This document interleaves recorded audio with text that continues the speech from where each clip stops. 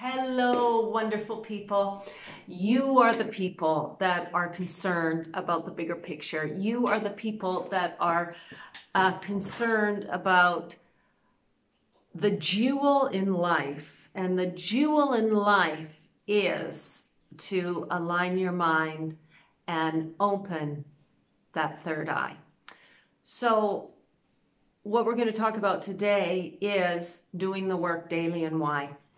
The Kundalini is about working on your energy daily. And what this really means is withdrawing your energy from around, even if you're out in the world, even if you're working in the world and you're dealing with others, and you're doing very worldly things, we still have to work on withdrawing our energy and putting the focus inward.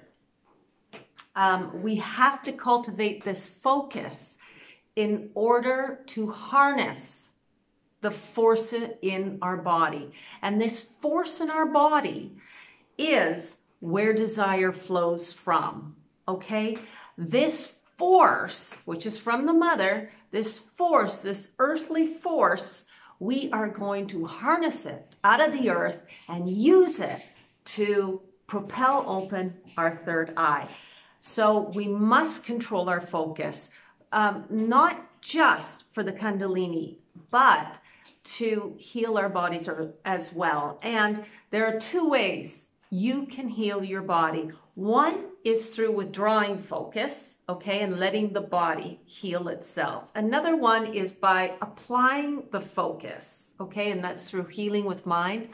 And that's something we can talk about later. We can talk about both these healing components later, because you really do want to be healing your body and getting it all prepped up so that when you do hit that threshold in meditation, you can power through, okay? So it's not just about meditation. It is about your daily practice on self, which is absolutely vital and key to hitting each of those thresholds that I talked about in the initial video in meditation, okay? Each level you have to power through. And like I said, you can go this way or you can go this way, okay? But either way, you will be needing to bring that energy up to push open that third eye. Okay, so the third eye, when the energy moves up through the body, it will, like I just said, sorry for repeating myself, push open the third eye. And this is because you are bringing two eyes, you are bringing your focus to the center. And in meditation, you focus on a dot. When you get to this point, you might start here. I didn't start here, I worked up to it. Focusing on a dot, and focusing on a dot in meditation will bring the two eyes to merge into one. Okay, so that's what we want to do. We want to bring the focus of the two eyes in meditation to merge into one. Okay, and when that happens, we have one focus here from one eye, one focus from the other. We're focusing on the dot. And when they fully merge, that third eye begins to open. And that doesn't mean that the energy is going to plow through right away. This third eye has to be cultivated. It has to be cultivated.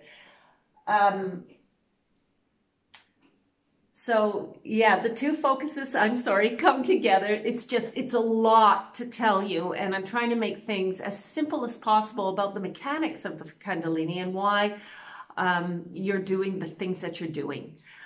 So when this is cultivated and the sight becomes one, you begin to see differently in meditation. And that is where you enter the space component of your own being. You are a universe, and all universes are connected. All universes are connected, whether you're aware of it or not. When you get to this point, you become vitally aware of yourself, which is fantastic. And if you get to the point where you blast through the Kundalini, you become aware of the interconnectivity of all universes and what that means. And what that means is something that is explainable, but it takes a lot of time, and I will definitely tell you over time. But right now we're going to talk about you, because you are important. It is all about you. It is all about your focus. It is about harnessing your connection, and forget about all the earthly things. Do them, go through them. Do not let them control you. If you find your mind being overly occupied by either other people's expectations or your own expectations, which can sometimes be absolutely detrimental to your mental well-being, stop yourself. Stop yourself by redirecting. Just quickly find a focus onto something else, a focus that gives you joy, or a focus that will just silence your mind, whatever you can do on that moment-to-moment basis. Because you want to get your mind to a stable point. The more stable your mind becomes, the more disoccupied with everything it becomes, and the more it will focus downward to become aligned and fully aligned. And when you, in meditation, when you fully align your body, that's when your focus is maintained here in this inner circle that is completely 100% you. Out here is the outward world and all the worldly things you're dealing with. In here is the truth. That is the truth. And that's where you want to be. The truth changes everything, everything. When you get in here and you maintain it, and you start seeing your own inner universe with stars and moons and all these things, they all exist within you. You are a baby universe germinating. You are a star that is being germinated into your own universe. Just imagine that for a moment. You as a God and your inner universe moving within, that you are assisting. So what is happening inside of us is happening with outside of us, so on and so forth, in all galaxies and all universes beyond our own. And they are all operating in the same way. And this knowledge can only be accessed through connecting to the next level. So once this is maintained, you'll probably get a lot of pain beginning to happen in here, and that's okay. You're not destroying yourself. Take breaks, heal yourself, but don't stop, because once you stop meditating on that point, on that focus, that inward focus, once you stop meditating, the third eye begins to close again. So we want to continue to keep it open. When you begin to open the eye, there will become a point where the eye is ripped open. So it will begin to manifest slowly. It'll begin to open slowly as this is maintained, and it will hurt. Remember, this eye has never been used before. This is the first time of the seeing of truth. This is the first time truly using this eye. So it will hurt as this eye begins. It's like a clamshell, completely like a clamshell. The way it begins to be pried open is through focus. And when this clamshell gets open, there is a portion that at that critical moment, when you are maintaining that focus and allowing more energy to pour in through your body, there will be a point where the energy implodes upward and the shell is ripped open. And then that's when connection happens. And that ripping, it hurts, but it's worth it. So this is work. And you have to be brave. You have to be brave at every rung of the stage. Everyone can do this. You can do this. The only barriers are right here. And if you can forget about the rest of the world and focus on you, your food, your exercise, the things you need on a day-to-day that don't consume a heck of a lot of your mental energy, right? You can begin to build a very strong practice that will harness all the energy in your body and get it to the center stream so that you plow through this way, and you can connect with both hemispheres, both forces, the father principle and the mother principle. Remember, the mother has all the power, okay? The mother has the power, but you can't go anywhere without focusing the male force, which is the mind, okay? You got to focus that mind in order to bring the power inwards so that it connects in the center, and so you're able to get that energy moving upward and moving downward in some cases, in both directions. However,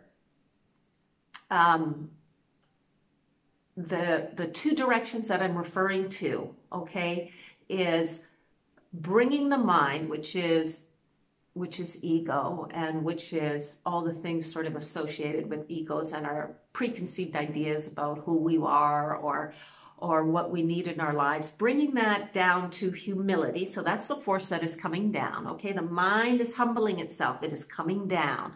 And the force that is going up is the feminine force, okay? So the feminine force is the receptive force, the passiveness, the force of receptivity, which is known as love, okay? So once we get that ego down, that mind focused and down into humility, we can allow that passive force to come up and bring all her energy upward to get you through those higher levels, okay?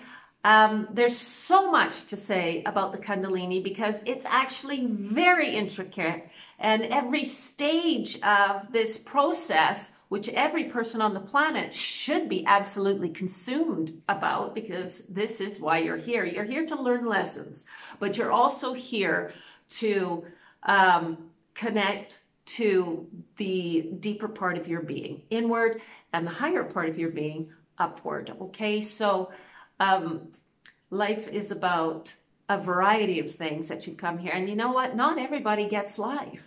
Not everybody gets life. If you're here, it's because you earned it to be here. It is not something to be thrown away or thought of lightly. Oh, everybody incarnates to life. That is not the case.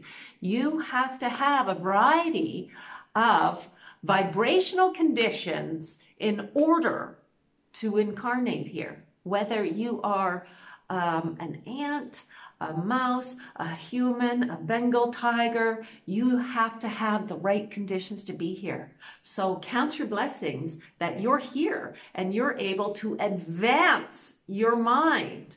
You're able to advance your vibrational being, your understanding, in order to become greater than you were before. Life is an absolute gift, something that I took for granted for most of my life until after the Kundalini, when my awareness all began to open up. After the breakthrough, it opens further and further and further if you allow it, and if you don't fall back into your old practices, which is really hard to do, okay?